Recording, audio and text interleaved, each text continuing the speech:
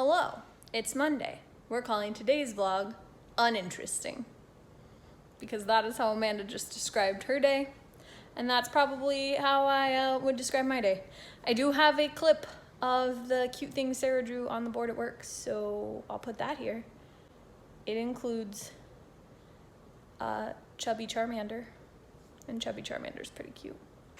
Hello, it's Monday. I'm working a lot and probably doing nothing with my evening, so you get a Chubby Charmander. Quality content here.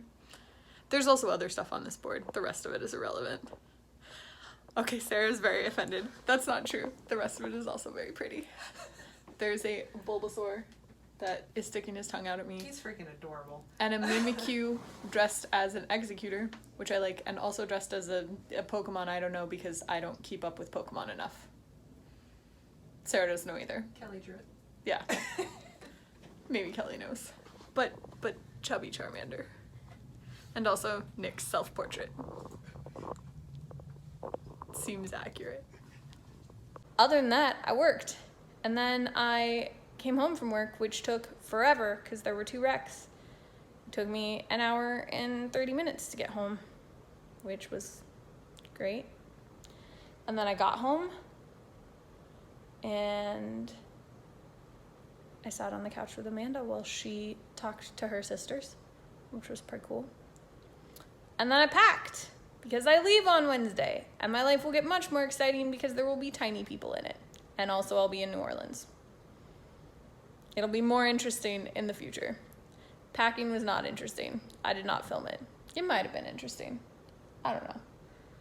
If I'd done it in time-lapse, it would have been interesting. Everything's more fun in time-lapse. Now it's Amanda's turn. Tell us about your uninteresting day. I went to work. I came home. I watched Beetlejuice. I Skyped my sisters. I finished Beetlejuice.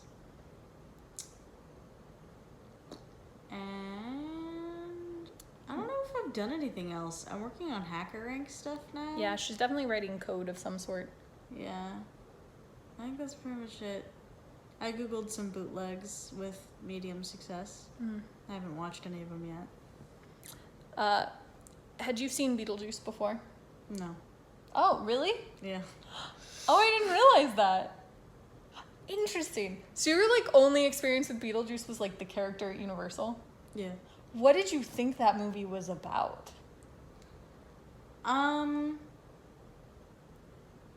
Oh, wacky graveyard guy. Okay. I mean, not necessarily far off. Yeah. Did you think he was the villain? No. And I mean, I thought he's he was just a fun character. Okay. I mean, he definitely is the villain in the film. He's not necessarily that evil, I guess, but he is the bad guy. I don't know if I'd describe him as a villain so much as a force An of antagonist? chaos. Oh, okay. Because definitely the spoilers for Beetlejuice. It's very okay. old. It's an old film. Just deal with it. The main conflict in the movie, at least until the very end, I guess, is not Beetlejuice, but is the family that moves into the house. Yeah. I mean, that's true. They are, the main point of contention. But it's clear that he's presented as an answer to the problem, and kind of is. A terrible answer to the problem. But he's not as... It's just interesting to me how Beetlejuice has become, this really fun, goofy, icon. And he is fun and goofy in the film. Oh, he's a creep. But he's, yeah.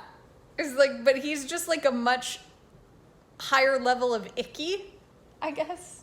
Yeah. In the movie than he is in any of the, current pop culture stuff. If he was a person that came to Universal rather than a character, he would get kicked out of the park. Yeah. Yep, that's exactly right. That's a good way to describe it. Yeah, it's strange. It's definitely strange, but I like that movie. Also, it's really fun to look at all of these very young versions of so many actors.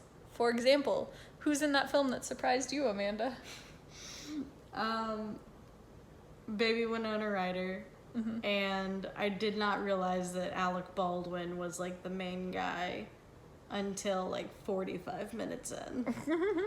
Because like I didn't recognize him because the Alec Baldwin I'm used to was like 30 Rock Alec Baldwin. So I didn't realize that it was him until he like said something and I like heard his voice, if that makes sense. Yep. Like he said something and he sounded like Alec Baldwin and I was like, oh. Yeah. Winona Ryder does sound the same. If you close your eyes, her voice hasn't changed She much. looks the same, just like a baby. Alec Baldwin looks different.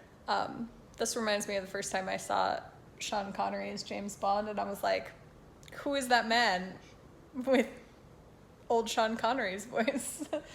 It never occurred to me that Sean Connery was young at some point. You know, I'm pretty sure he's just birthed as an old man. That's kind of how I feel about Robert De Niro. And I know that, like, most of the world does not agree with me on that. Yep. Listen, that's the deal with being born when actors are already old, okay? We just can't imagine them young. I've never seen The Godfather. I feel like that's something that people care about. I have seen The Godfather because my dad likes The Godfather, and we got him the set for Christmas. Well, I'd never seen Die Hard until you got us to watch it last year. That's true. Yeah, I'll reserve my opinion on Godfather. My dad might watch this. All right, so our uninteresting day was mostly about how Beetlejuice is much more of a creep than pop culture has led you to believe. But we still want to watch the musical, where it seems like he might, I don't know. The musical version clearly has him like being more of like the goof that he has become in pop culture, if the opening song is anything to go by. But once we get Amanda's bootleg, we'll let you know. There we go. An uninteresting day. 6 minutes and 30 seconds of it. Bet you loved that. I'll see you tomorrow.